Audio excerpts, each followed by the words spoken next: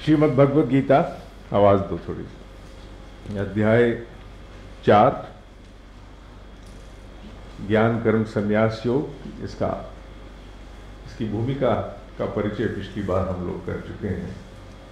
आज वस्तुतः इसके विधिवत पठन पाठन की क्रिया आरंभ होती है। पिछली बार उल्लेख आ चुका है कि कर्म योग की प्राण प्रतिष्ठा हेतु ये विशेष प्रकार का एक योग का जिसे ज्ञान कर्म संन्यास योग कहा गया। इसकी रचना आदि गुरु मुनि वेद व्यास ने की। संन्यास शब्द के साथ पिछली बार हम लोगों ने थोड़ा न्याय किया था। कुछ उदाहरण लेकर के समझने की चेष्टा की थी कि यहां संन्यास का तात्पर्य क्या है। यहां संन्यास वो विरक्ति नहीं है जिसे सामान्यतः हम समझते हैं, अपितु संन्यास का यहां अर्थ है कि किस प्रकार एक कदम पीछे हट करके अपनी परिस्थितियों का, अपनी अवस्था का मूल्यांकन करना, जिससे कि व्यक्ति सबसे उपयुक्त निर्णय लेकर के और अपने कर्म को उत्कृष्टता, एक्सीलेंस, योग माने योग का भावार्थ एक ही है, उत्कृष्टता, एक्सीलेंस एक ही भावार्थ है, तो योग स्तर तक पहुंचा सके।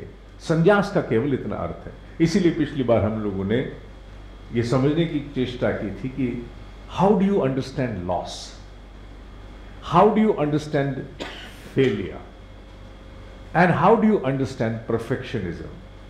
ये सारे विचार हमने समझने की चेष्टा पिछली बार की थी, ताकि हम संन्यास शब्द के साथ न्याय कर सकें।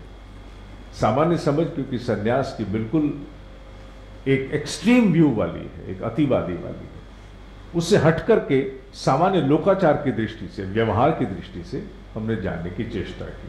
आज हम उसी पर आगे बढ़ते हैं, और जो आज के 2 श्लोक हैं मुख्यतः, उनका अभिप्राय वस्तुतः एक ही है। इनके माध्यम से आदिगुरु मुनि वेद व्यास ये समझाने की चेष्टा करते हैं कि जितना भी ज्ञान है ये सारा का सारा उत्पन्न कैसे हुआ, हाउ डिड इट ओरिजिनेट। इसको समझने से आज के व्यक्ति को क्या लाभ मिलने वाला है, क्योंकि आज के वर्तमान आधुनिक परिवेश में कोई भी ज्ञान जब तक उसका कोई व्यवहारिक स्वरूप नहीं है, अप्लाइड वर्जन नहीं है, mere knowledge is of no use, it must be having some applied discipline। तो उसका व्यवहारिक अनुशासन क्या है, मेरे जीवन से उसका क्या लेना देना है। इसका लेना देना यह है कि आदिगुरु मुनि वेद व्यास ने उन सभी लोगों के लिए जो किसी भी विचार को, किसी भी भाव को अपनी खोपड़ी मात्र की उत्पत्ति मानते हैं, मेरा विचार, my thought, my view, my idea, I thought like that, और इसके नाते वो अपनी आत्मिक प्रगति के मार्ग को अवरुद्ध कर देते हैं, इतने अहंकार में पूरित हो जाते हैं।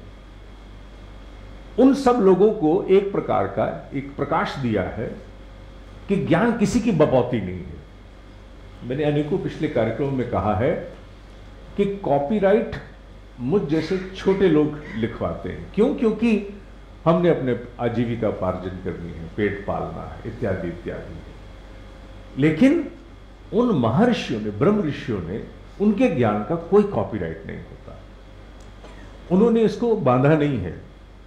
यहां तक कि जिस ब्रह्म ऋषि की मैं उत्पत्ति हूं, मेरी हर पुस्तक पर कॉपीराइट है, जिसका लगभग 80% उनसे उधार लिया हुआ है, लेकिन उनकी किसी भी पुस्तक पर किसी प्रकार का कॉपीराइट नहीं है, एक आध दो छोड़ करके।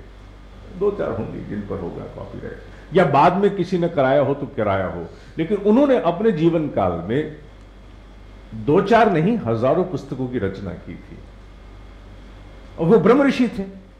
ही could afford to do that. और हम उनकी उत्पत्ति हैं, उनके समतुल्य खड़े तो नहीं हो सकते, इसीलिए पुस्तकों की तो कॉपीराइट कराई, वीडियोस की नहीं कराई, इसलिए आपकी वीडियो की कॉपीराइट नहीं है। तो उस समस्त बुद्धि को जो इनोवेटिवनेस में, आइडिएशन में चलती है, और अपने इनोवेटिवनेस और आइडिएशन को कई बार ऐसे स्तरों पर ले जाती जहां उनमें बहुत बड़ा अहंकार पैदा होना शुरू हो जाए। ज्ञानी में ज्ञान का अहंकार उसकी आत्मिक प्रगति को अवरुद्ध करता है। उसे हटाने के लिए ये 2 श्लोक अगर इस पर व्यक्ति मनन कर ले, विशेष रूप से वो जो ये सोचता है कि मेरी खोपड़ी बड़ी जबरदस्त चलती है। बहुत से लोग हैं अपने मस्तिष्क के विचारों की उत्पत्ति को लेकर के बहुत घोषणा भी करते हैं कि माई ब्रेन, माई थॉट, मैं हूं ना, तेरे भाई ने ये सोचा, ऐसे करते हैं अपने आप को। उन सबको समझाने के लिए ताकि उनकी आत्मिक प्रगति अवरुद्ध ना हो। ये पहले 2 श्लोक है जो पूरी तरह से स्थापित करते हैं कि ज्ञान वस्तुतः आता कहां से है। What is the source of knowledge, how do you source the knowledge. हालांकि इसको समझने में व्यवहारिक मन को कठिनाई होती है, क्योंकि ना दिखने वाली दुनिया पर विश्वास सहजता से होता नहीं है। लेकिन धीरे धीरे आधुनिक विज्ञान, विशेष रूप से मैं उल्लेख करता हूं quantum sciences, the time and again they are reiterating कि कहीं किसी अव्यक्त स्थान से, from some unmanifest everything is manifesting. अब विज्ञान ने यह मुखर होकर के कहना शुरू कर दिया है, किसी अव्यक्त स्थान से यह सब कुछ व्यक्त होता है। जब तक विज्ञान ने नहीं कहा था तब तक बुद्धिजीवी भी मानने को तैयार नहीं थे, क्यों? दिखता नहीं है। जो नहीं दिखता है वो बिकता नहीं है। बिकने का तात्पर्य यहां केवल खरीदने से नहीं है, खरीद बेच से नहीं। बिकना माने acceptance. We don't accept certain things which we cannot see, comprehend, visualise. तो उन सब के लिए ये 2 श्लोक ऐसे हैं जो हर व्यक्ति को, जो विचारवान है या जिसके मन में विचार आते हैं या जिसको अपने किसी भी क्षेत्र में सफलताएं प्राप्त होती हैं, उसे समझाने के लिए कि this is not you, you have sourced it. बड़ी बड़ी मैन्युफैक्चरिंग कंपनियों में सोर्सिंग डिपार्टमेंट होते हैं, जिसे हम परचेज डिपार्टमेंट भी कहते हैं। तो सोर्सिंग से वो बाहर से चीजों को बटोरते हैं। उसी प्रकार हम लोग भी विचारों को बटोरते हैं। कहां से किस रूप में श्रृंखला शुरू हुई, उस पर एक थोड़ा सा उल्लेख इन 2 श्लोकों के माध्यम से आता है। पहला श्लोक, इमं विवस्वते योगम प्रोक्तवान अहम अव्ययम विवस्वान मनवे प्राह मनुः इक्ष्वाकवे अब्रवीत। हिंदी साथ साथ लिखी है, मैंने इस अविनाशी योग को सूर्य से कहा, विवस्वान सूर्य से कहा, सूर्य ने मनु से कहा, मनु ने इक्ष्वाकु से कहा। ये उन्होंने बताने की चेष्टा की। नाम सुनकर के आश्चर्य में नहीं रहना, बड़े सरल शब्द हैं जिन्हें 2 ही मिनटों में हम समझ जाएंगे। इन्हें समझने के लिए यह आपकी सहायता करेगा। केशव ने विवस्वत को कहा, विवस्वत ने मनु को, मनु ने इक्ष्वाकु को, इक्ष्वाकु ने राजऋषि। राजऋषि शब्द का उल्लेख अगले दूसरे श्लोक में आता है। एवं परंपरा प्राप्तम इमम राजऋषयः विदुः सह कालेन इह महता योगः नष्टः परंतपा। हे परंतप अर्जुन, इस प्रकार परंपरा से प्राप्त इस योग को राजऋषियों ने जाना। यह योग बहुत काल से इस पृथ्वी से नष्ट हो गया। पहले हम इसकी साइकिल समझें कि आइडिएशन, इनोवेटिवनेस, थॉट्स, इसका ओरिजिनल सोर्स क्या है। मैंने शब्द को उन्होंने यहां संबोधित किया है। मैंने शब्द का अभिप्राय सीधा सा वही है जो गायत्री के तत्व का है। गायत्री में किसी भी ईश्वर का नाम नहीं है, केवल संकेत मात्र है। God has not been given a noun, he has merely been indicated. It's an indication. वो है, तत्व माने वो है, that. तत्व कोई नाम नहीं है, क्योंकि इतनी बड़ी सत्ता का नाम हो ही नहीं सकता। उसे नाम में बाधा कैसे जाए, नाम से परे है वो। उसी प्रकार यहां मैंने शब्द से उन्होंने अपने आप को संबोधित किया है, क्योंकि तत्व के दर्शन कराए हैं, उसका नाम नहीं है।